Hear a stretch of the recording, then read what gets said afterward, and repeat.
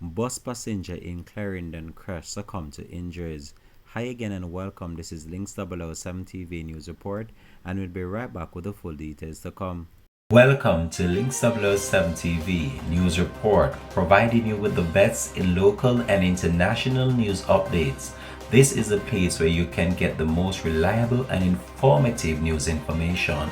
Links 007 TV News Report. Welcome back and thanks for joining us. This is Links 007 TV News Report.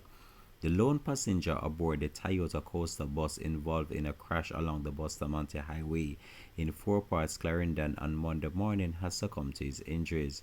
He has been identified as Glenmore Pryce, also known as Blacka Shine of Osborne Store in the parish.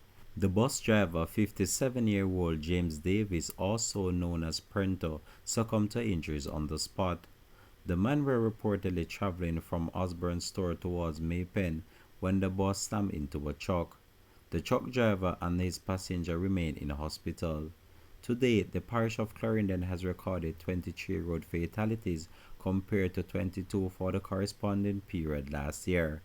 The cause of the crash is reportedly unknown up to the publication of this report. The police investigation continues.